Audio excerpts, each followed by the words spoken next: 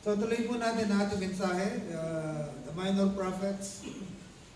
At unahin po natin si Hosea, bagaman nakapag-sample na tayo. Last week si Obadiah, the shortest of the minor prophets. Pero chronologically, ang unang-una po sa minor prophets ay si Hosea. Siya po yung prophet na in-instructionan ng Diyos na mag-asawa ng prostitute para i-demonstrate in a graphic way kung ano yung spiritual condition ng bansa. Kaya po ginawa ng Panginoon yan kay Hosea ay para mag-burn sa isipan ng mga taga-Northern Kingdom, no?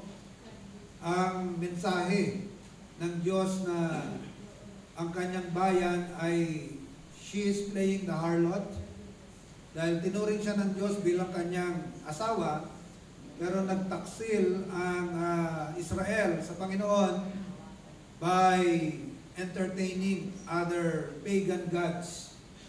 Or in the case of Hosea's marriage with Gomer, ay nagkaroon pa na ibang lovers itong si Gomer, no? At ipinakita po yan ni Hosea, no, in a graphic way, kung ano po ang kalalagayang espiritual ng bansang Israel. So kanina po sa ating introduction, na-mention po natin na maganda ang pag-aaral ng mga prophets as it strengthens our faith. Pero kung tayo po'y mag-aaral ng prophecy for the wrong reason, it will add more confusion to us. Tulad ng ginagawa ng iba, na kaaral ng Book of Daniel, pero meron ng mga preconceived ideas, nauwi sila sa kulto, no? Tulad na nangyari sa isang pastor ng Baptist na si William Miller, na unintentionally, dahil sa kanyang ginawa, ay nagkaroon ng Seventh-day Adventism. So, understanding the prophet's teachings concerning Israel and Judah, pag inaral po kasi natin ang Old Testament prophets, mainly ito po iikot sa bansang Israel, sa kanilang mga pagan countries, at sa mga pangako about Messiah. At pag inaral po natin yan, mga kapatid, it will strengthen the faith of the one who sees the fulfillment of those predictions in history and in the New Testament. So it builds our confidence habang nabufulfill ang mga prophecy in its details, no? Lalo tayong nag-i-increase ng ating confidence sa tama ang salita ng Diyos. Ito talaga hindi lamang isip ng tao, kundi ang Diyos mismo ang nag-provide ng mga prophecies. Letter C. Understanding how the prophets dealt with the religious, political, social, and moral corruption in their day will give today's Christians courage. We should and can learn more about God's methods of dealing with His people in sin and with sinful nations. So, in our own right, mga kapatid, pwede nating masabi na lahat po ng mga believers ay mga prophets and prophetess. Although not officially, pero pwede pong mako-consider na lahat po ng mga believers, tayo po ay mga prophet ng Panginoon. Kasi po yung pong word na prophet ay marami po ang renditions or marami pong mga other terminologies na ginamit to refer to a prophet, and one of that is being a messenger. Hindi ho ba lahat naman ng Kristiyano tayo po yung messenger ng Panginoon? Ano ba ang messenger? A messenger what? Yeah, brings message. At bilang mga Kristiyano, tayo po ay mayroong mensahe. Kaya in our own right, pwede pong masasabi na lahat po tayo ay mga propeta ng Panginoon. At tulad nila, na sila po'y nahaharap sa iba-ibang mga issues, political, social, moral, ganun din po tayo ngayon, Nakikita ba natin yung moral corruption na nangyayari ngayon, lalo na sa ating bansa? At yan po ay hindi lamang limited sa bansang ito. Actually, nauna pa nga ang Indonesia. Diba? Pero dahil hindi sila guided by the Word of God, it is a Muslim country, mas namayani ang sa Indonesia, anarchy. Nauwi na sa panununog, di ba? Nauwi na sa looting. Sa Nepal, ganun din. It is ano ba religion ng Nepal? Buddhism? Oh, hindi po yan Christianity. Kaya, paano sila mag-retaliate sa mga korap ng kanilang gobyerno? Inahagis nila sa bangin. Ihahagis sa gilid ng bundok. Oo. Dito kahit pa paano sa atin, meron pong influence ng Christianity. Bagaman meron mga nag-attempt, pero mga binayaran pala yan, na yung mga sumugod sa Mendiola, mga bayad, wala namang kinalaman sa cry against corruption yung kanilang mensahe. Dapat sa cry against corruption, ang ginawa nanununog anong kinalaman ng street light sa corruption? Pati street light pinag-initan. Tapos mamaya, ibaba ang presyo ng fishball. Meron pang ganun, di ba? May sayad? Kaya pala. Sa bagay, may nagbebenta. Ganyang rally, may negosyo talaga dyan. Yung daw ganyang kaliit na yung bottled water 35 to 50.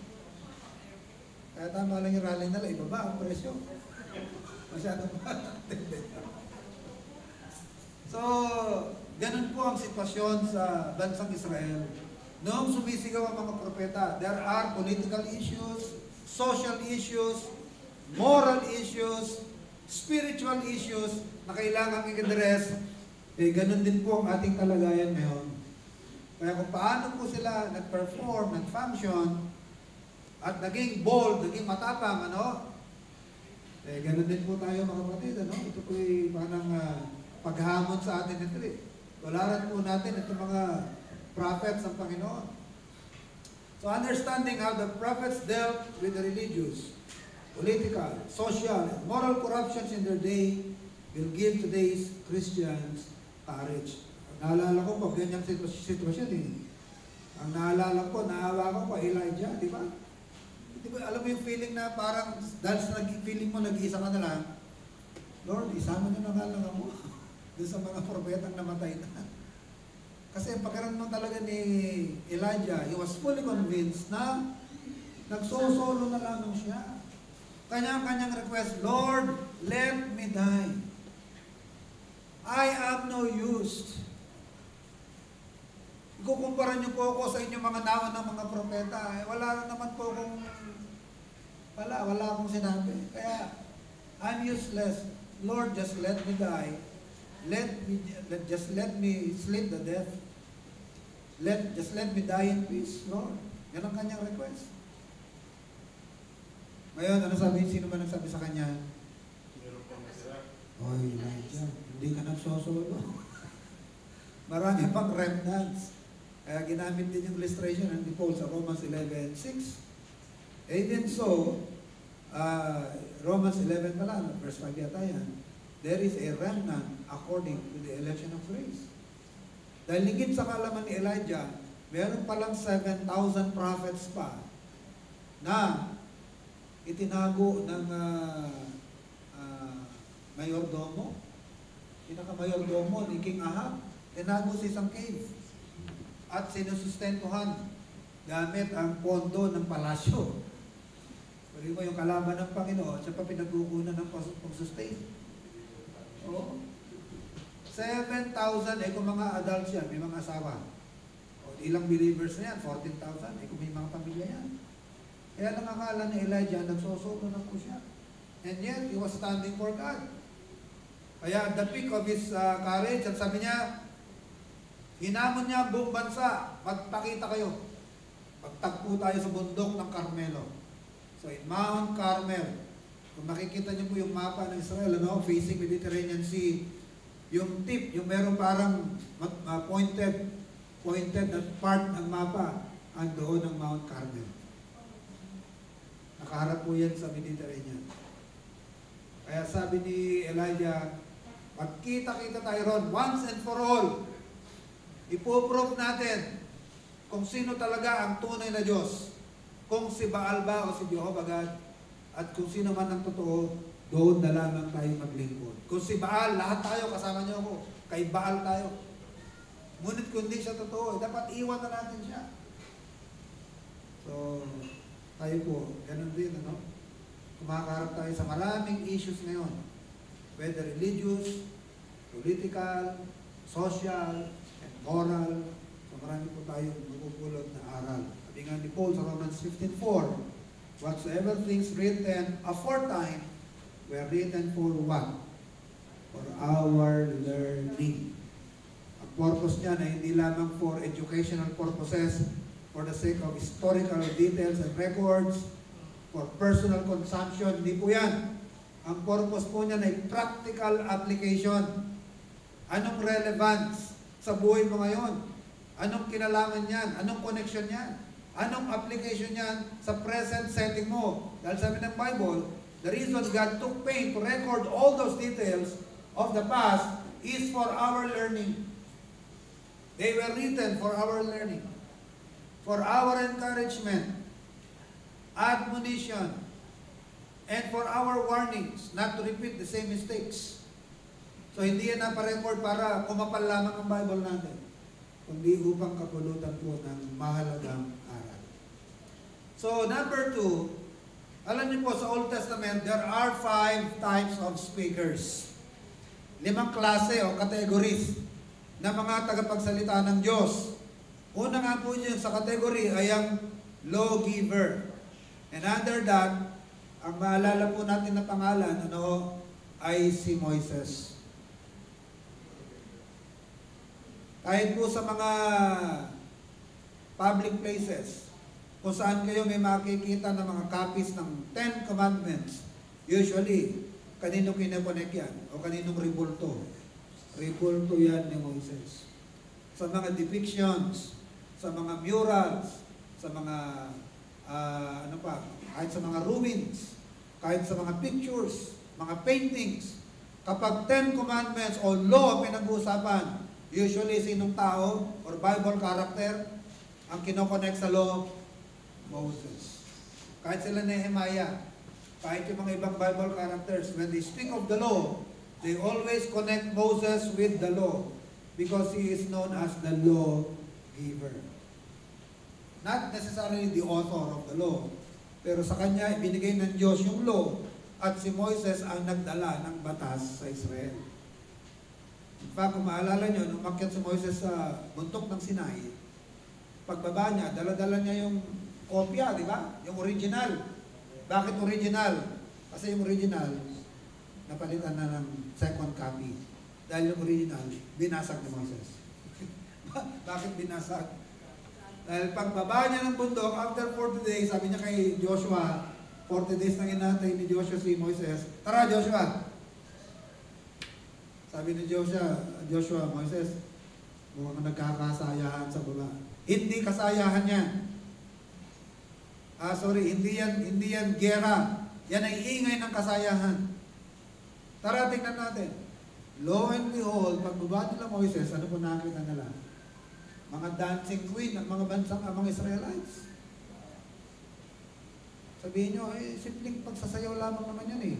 Aba, i-cross-reference sa New Testament yun. Paano nyo malaman na hindi simple dancing yan?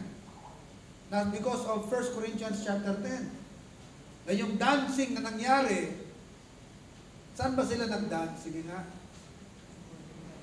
Saan sila nag-dance? Doon sa ribulto. Kasi sabi ng mga Israelita, Aaron, yung kuya ni Moises si Aaron, di ba? Kuya.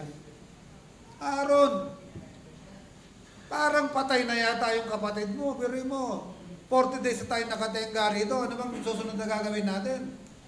Forward na ba tayo o babalik sa Egypt? Tungkol sa kapatid mo, baka patay na. Pero mo, 1 buwan mahigit nang wala. Mahigit pa Aaron. Gumawa ka ng rebulto. At yan ang mamumuna sa atin. Pabalik sa Egypt. Kinuyog si Aaron. Walang nagawa si Aaron. Anong ginawa ni Aaron? Sige, patak-patak. Nagpatak-patak po sila ng mga alahas, gintong hikaw, gintong kwintas, gintong pulseras, at kanilang nilusaw at ginawang gintong guya, gintong baka. At sabi ng mga tao, yan ang mangunguna sa atin pabalik ng Egypt. Bumalik na lang kayo sa Egypt. At sila po'y nagsayawan. Dancing connected with worship. Pero sabi ng Bible, in that dancing was incorporated what? Fornication. Tulad ng ginagawa ng mga pagano sa kanilang religious worship and activities. Kaya in that day, ilan po pinatay ng Panginoon? 20,000, hindi makakamali. 20,000 na pinatay ng Diyos. At yung dala-dala ni Moises na tablets of stone, kung saan sinulat ng Diyos, ang Diyos mismo nagsulata sa tablet of stone, ha? Hindi si Moises. Bit-bit yan ni Moises. Kaya may makikita kayo mga larawan na nakataas na ni Moises yung tablet, di ba? Yan ay kanyang ibinalibag sa sement sa bato, sa baba. At yan po ay nagkadurog-durog. Pagpapahiwatig na ang tao ay walang kakayanan na tuparin ang utos ng Diyos. Kalaunan ang ginawa ng Diyos, Moises, gumawa ka ng replika. At yun ngayon yung nilagay saan? Saan nilagay yung replika? Sa baul. Sa baul ng Ark of the Covenant. Tatlo yun tatlong items, di ba? Yung tungkod na namulaklak, yung pagmamayari ni Aaron. Isang banga ba doon? Yung palayok ba? Banga. Palayok, ano? Hindi naman yata kasi ang banga sa palayok yata yun. Palayok, ano? Isang palayok na mana, tinapay, na kinain nila sa ilang. And then yung replica ng 10 Commandments. So, 5 classes of speakers. Number 1, the lawgiver, Moses. Pangalawa, the wise men. Pakibasa nga po, Jeremiah 18:18. Andyan yung category 6 sa Jeremiah 18:18.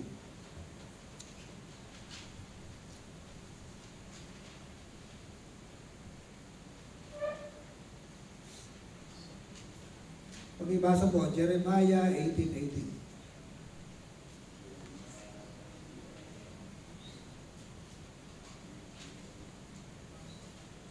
Then said they, come and let us devise devices against Jeremiah, for the law shall not perish from the priest, nor counsel from the wise, nor the word from the prophet. Come and let us smite him with the tongue, and let us not give heed to any of his words. So ano yung nandyan? Prophets, the wise, counsel, ano pa meron dyan? Priest. Tama ba ako? Na-mention dyan, priest, prophet, counsel, the wise. So yan po ang mga categories of speakers. Number 1 is the lawgiver. Number 2, the wise man. Ano po ang function ng wise man? Sila po ang pinagkukunan ng counsel.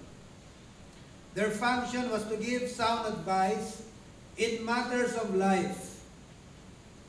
So, among the Old Testament books, ano po yung nasa category ng counsel? The book of Job, the book of Proverbs, Song of Solomon, Ecclesiastes. Yan po ang mga books of wisdom. Counsel of the wise. Ano po ang pagkakaiba ng counsel of the wise sa prophets? Pag sa prophets kasi, ang appeal ng prophets, agad-agad, pag nagsalita ang prophets, ang appeal agad niyan sa conscience. I-approach ka ng prophet trying to reach your conscience, to influence you to a certain act or action. Saan ang appeal ng prophet? Conscience. Ang wise men, anong appeal nila? Logic. Bibigyan ka ng mga pros and cons. Kaya nga, the counsel of the wise. bibigyan ka ng, kasi iha o iho, pag ganito ang ginawa mo, ganito ang mangyayari. Pag ito naman ang sinunod mo, so bibigyan ka ng mga pros and cons. Kaya sa Book of Proverbs, makikita mo yan eh. Sa Book of Proverbs. And then, anong aim ng wise man? Ikaw na magko-conclude. In order to reach your conscience then. At pag na-reach your conscience mo, ma-influensyahan ka rin sa tamang behavior, tamang action. Kaso nga lamang, ang approach ng prophet, immediately sa conscience agad. Thus saith the Lord. Yun ang agad eh. Thus saith the Lord. You have sinned. You have disobeyed. Pero mga wise men, bibigyan ka muna ng mga minsan anecdotes. Isang sample niyan ay yung ginamit ni Joab. Sino nakakakilala kay Joab? Sino ba si Joab? Yung character ng Joab. Yan ang 5-star general ni King David. Kamag-anak na rin yan. Noong na-exile sa Absalom, sino nag-exile kay Absalom? Actually, nag-self-exile sa Absalom. Bakit nag-self-exile sa Absalom? Sinong pinatay niya? May pinatay sa Absalom eh. Yung nag-raid sa kanya kapatid. Anong pangalan nun? Si Amnon. Kasi after 2 years, akala ni Amnon, nakalimot na yung kuya ni Tamar. Nung birthday ni Absalom, nagpaalam siya sa hari. Kaya nahiya siya magpakita sa hari. Sabi niya, tatay, total birthday ko naman eh. Lahat ng mga anak ng hari at mga daughters and prince, papuntahin sa birthday ko. Walang kamalay-malay si King David na nagtatanim pa ng galit si Absalom. Di pinayagan niya lahat ng kanyang mga anak. Sige, punta kayo ron. Ngayon, nung lasing na sila, sabi ni Amnon sa kuya niya, kay Absalom, sana naman kuya, napatawad mo na ako. Sabi ni Absalom, actually, matagal na. Sabay saksak sa tagiliran. Sabay saksak sa kanyang tagiliran. So, pinatay ni Absalom yung kanyang half-brother na nang-rape sa kapatid niya, kapatid ni Absalom. So, half-sister niya yun. At tumakas na itong mga bata, itong mga anak ng hari, at bumalik ka sa palasyo, nag-iyak sila. At si Absalom naman ay nagtago. And then 2 years na, biglang nakaramdam si Absalom ng pananabik na makita uli ang hari. Sabi ng hari, ayoko munang makita si Absalom. Ngayon, sabi ni Absalom kay Joab, sabihin mo sa hari, pabalikin na niya ako. Kung talaga may kasalanan ako, patayin niya ako, pero pabalikin mo na ako. Eh di alam ni Joab anong gagawin niya. Humanap siya ng isang wise, kaso nga lang ang wise woman. At yung wise woman, yan ang nag-create ng anecdote sa hari. So the record is found in 1 Samuel or 2 Samuel chapter 14 yan na yan. No? 2 Samuel chapter 14 din yun. So, nakumbinsi yung hari dahil lamang sa wisdom. So, nung araw mga kapatid, yan po ang role ng mga wise men. Gagamitan ka ng mga logic, gagamitan, ang appeal po nila ay sa isip mo, sa reasoning mo, sa reason. Yan ang pagkakaiba nila sa prophet. So, wise men, they give counsel, their function was to give sound advice in matters of life. The canonical books of wisdom are the books of Job, Proverbs, Songs of Solomon, Ecclesiastes. Wise men do not appeal directly to the conscience, as do the prophets, but rather to the mind through counsel and argument.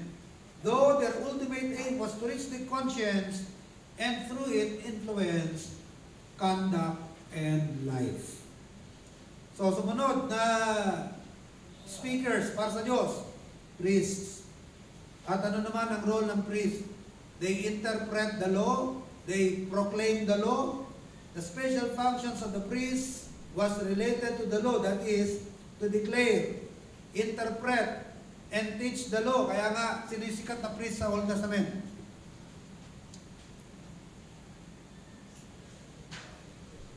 Si Ezra yata, no? Ezra the scribe pala. Ezra the scribe. So, they interpret the law. And primarily, mga kapatid, ano po ang duty ng priest? they attend to sacrifices, sacrificial duties. Sila yung nangangasiwa sa pagkaalay ng mga sakripisyo. But, included in their duties to what? To be teachers. Included o kabilang sa kanilang mga tungkulin ay ang maging tagapagturo. Kaso nga lamang, nung panahon ni Malakay, ano po ang nangyari sa mga priest? Ha? Anybody? Ano po ang nangyari sa mga priest dito tayo mag-Malakay? Sila mga naging promotor ng katiwalian. Oo. Parang panahon nila Ibarra. Kilala niyo ba si Crisostomo Ibarra? Panahon nila sino yan? Yung mag-aalahas? Si Simon? Si Simon na mag-aalahas? Natatandaan na niyo yung filibusterismo. Naalala ba ninyo ang no limit angere? Kasi si Crisostomo Ibarra, paglipat niya ng El Filibusterismo, ano na siya, mag-aalahas na siya, di ba? Pero ano yung kanyang role bilang mag-alahas? Parang kinukurap niya yung mga officials, ano? Kinukurap niya. Para mag-alab, magrebelde, mag-alab ang galit ng mga mamamayan sa kanilang mga corrupt officials. At ano ang climax ng El Filibusterismo? Yung bahay kung saan nagkakatipon-tipon ang maraming opisyal at si Elias ba yun? Yung inaatasan. Inaatasan na magpapasabog doon sa bomba. At dala-dala na niya yung lampara upang papasabugin na yung bahay ni Kapitan Tiago kung saan nagkakatipon-tipon na napakaraming mga opisyal na mga Kastila. Ano ang nangyari? Hindi nila na alam yung kinukwento ko. Lahat po ay nauwi sa disappointment, di ba? Puro kabiguan ng lahat. Hindi yan nangyari. Kaya nakaka-disappoint yung aklat na yan. Kaya mga tao talaga mainis. At bandang huli, kahit anong pigil ni Padre Damaso na wag magmadre, sino yan? Si Maria Clara. Dahil akala ni Maria Clara, wala na yung kanyang boyfriend. Sabi niya, magmamadre na lang ako. Sabi ni Damaso, wag. Wala, hindi niya mapigil si Maria Clara. Pero bakit ba pinipigilan ni Damaso si Maria Clara na magmadre? Kasi alam niya, nire-rape ang mga madre sa kumbento dahil siya mismo guilty nun eh. Di ba? Dahil si Maria Clara, anak niya kayo, doon sa asawa ni Kapitan Tiago. Na ang kanyang payo kay si kabisang tali yata yan na magsayaw ka sa ubando. Magsayaw ka doon sa sa Antipolo, sa ubando. Ayun, pagdating niya, na siya, di na makausap. Ayun pala, narig na ni Damaso. At ang naging bunga ay itong si Maria Clara. Sabihin niyo, nobela lang yan. Alam niyo po yung nobela na yan, hango po yan sa tunay na kasaysayan. Dahil yung tumatayong Maria Clara dyan, ay yung girlfriend ni Rizal. Si Leonor Rivera, anak ng pare. O kaya alam niya yung katiwalian. Alam niya yung korupsyon. Ng religious circle, alam niya yan.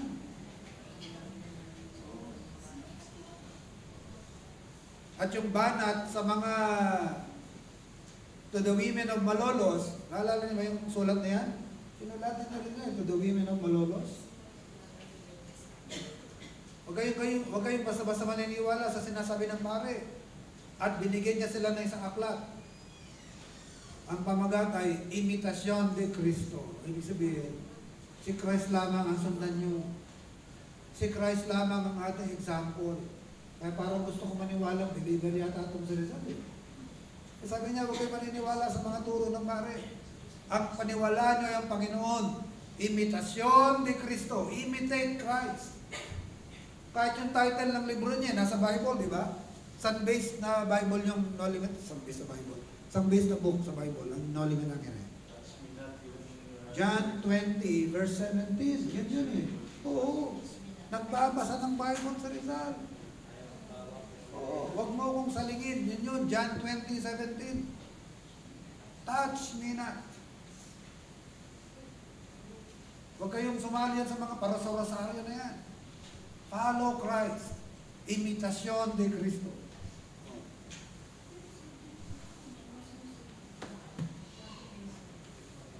So, dito po sa Malakay, ano po ang nangyari sa mga priest? Sila po ay naging promotor, ano? Ng katiwalian, immorality sa bansa. Dito po sa Malakay, meron ding part dito na sabi ni Malakay, the words of knowledge should come from the lips of the priests.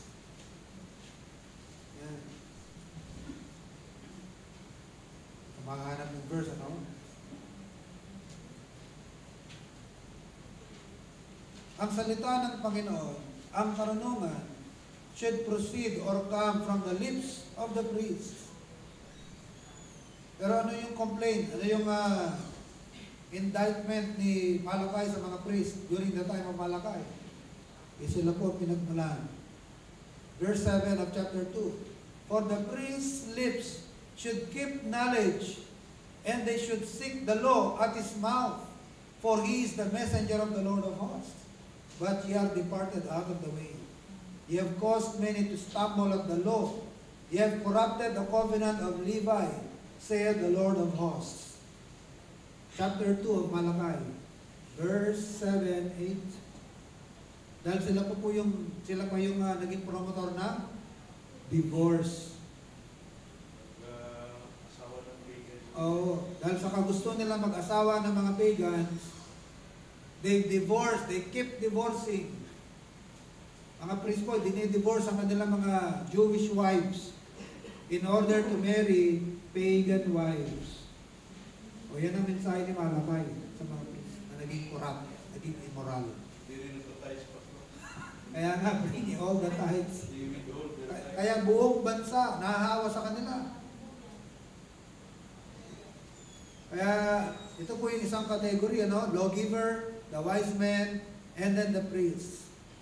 To interpret, teach the law, and to attend to sacrificial duties. Pang-apat, na category of speakers, Old Testament, prophets. They proclaim the word. Their mission was to communicate to Israel divine word.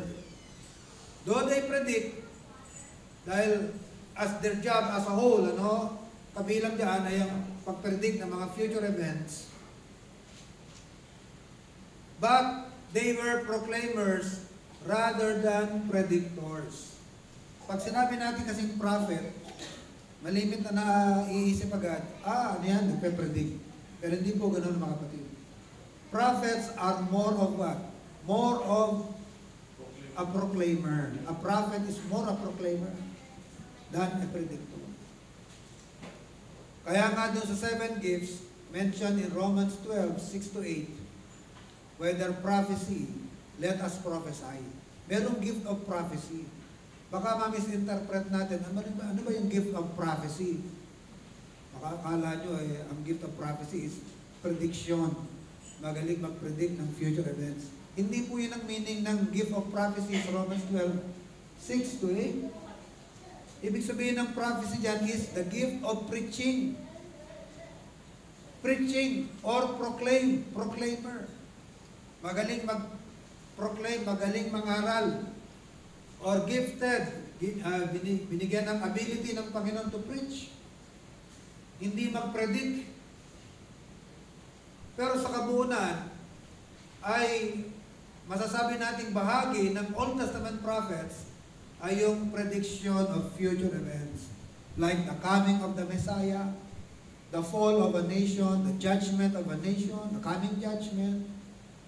But they are more of proclaimers rather than predictors. And then lastly, ano po yung last, pangwakas, na category of Old Testament speakers? The psalmists. Yan. Kaya meron tayong Book of Psalms. Alam niyo po ang Book of Psalms, hindi naman po lahat yan ay kay King David.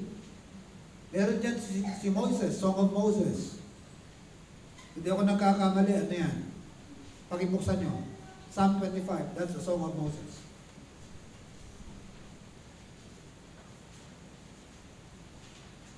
Meron dyan, the Song of Asaph. Tama ba? 25 of Psalms? Kay David. Meron dyan Song of Moses, ang lyrics yan eh. I will sing unto the Lord, for He hath triumphed gloriously. Recollecting Red Sea crossing. Habang nire-recollect ni Moises yung pagtawid nila sa Red Sea, it was formed into a song. And that was included in their collection of psalms. Kaya yung Book of Psalms, collection yan. Collection of songs yan. Inaawit nila yan sa Sabbath. Sa synagogue. Yan ang pinaka-songbook. Yan ang songbook nila sa synagogue. Book of Psalms. Oo, ang dami mga sumulat. Kaya nga collection na yan eh. Kaya Book of Psalms. Oo.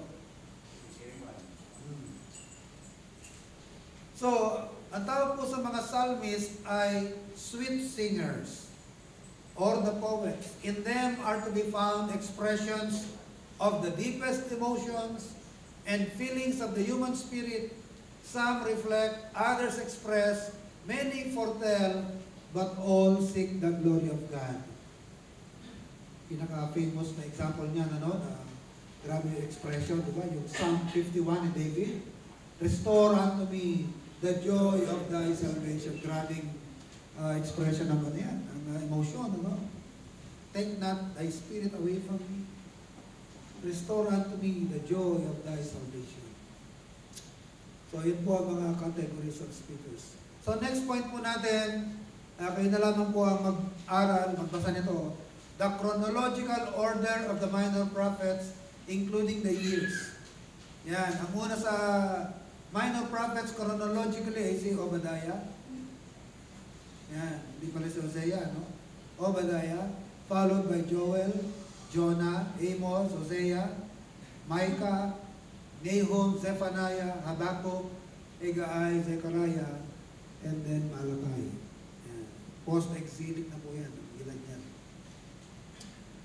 And then the categories of prophets, ito na-mention ko na kanina, no? Oral prophets, ito yung mga propeta ng Diyos na nagdala ng mensahe ng Diyos, but they did not leave any book. Wala silang mga sinulat, kaya oral prophets sila.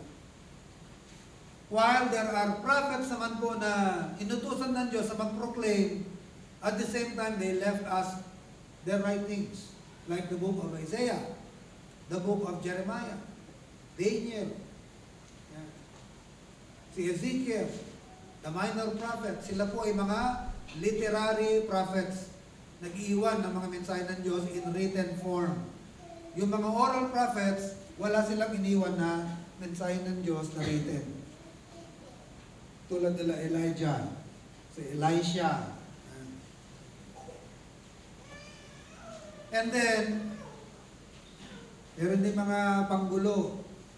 Kumbaga sa kumakandidato ng pagkapangulo, ang tawag sa kanila hindi pangulo, panggulo. Tulad ng sino mga kumandidatong panggulo, no? Sila Eddie Hill, tumakbo na si Eddie Hill, naalala ko, no? Speed, ano sila? Oo. Si Diwata, ano ba yan? Ano rin ba yan? Pampagulo? Pampares. Anong gagawin yan sa Kongreso, ano? Hindi ko maintindihan itong Comelec natin, ba't pinapayagan yung mga ganyan eh? Baba ng standard, ano? Hindi ko maintindihan eh. Kahit nakakulong na eh. Pag nag-file ng candidacy, ba't inaalaw, ano? Si Halusos, gano'n niya. Kaya minsan may issue ko sa COMELEC natin eh. Bakit ganyan ang batas ng COMELEC natin? Oo. Hindi ba dapat i-screen yan? Pero mo, nakakulong na yan eh. Papayagan mo tumakbo. Hindi pa convicted. Eh kahit na, the fact na, di ba? Yan ang kinakasa sa'yo eh. Ano yan, mabigat yan. Siyempre, kung sino namumuno, medyo mataas-taas na moral standard ang na-expect yan. You will be the model for the people eh. Medyo mataas-taas na standard ang hinahanap sa'yo. Kaya nakakaulit. Ano nangyayari ko doon? So, the oral prophets, the literary prophets, and false prophets. Ito yung mga panggulo lamang sa bansa, no? Na ina-appoint ng mga hari na nananawa na makinig sa mga mensahe ng mga propeta ng Diyos. Now, ito na po yung pangwakas natin before we close, ano? Designations for a prophet. Ano yung ibang mga term to refer to a prophet? In Psalm 9:9, tinawag minsan sila na seer o sa Tagalog, tagakita. Kasi pag may nawawala, tulad ni Saul, hindi mahanap yung mga tupa ng kanyang tatay. Sabi nung tauhan niya, baka ang tatay mo hindi na lang sa tupa mag-alala, pati sa atin mag-alala na. Ilang araw na tayo naghahanap, hindi pa tayo nakakabalik. Ano sabi ni Saul? Last chance, meron dito seer. Magtanong tayo, baka alam niya kung nasaan ang nawawala natin tupa.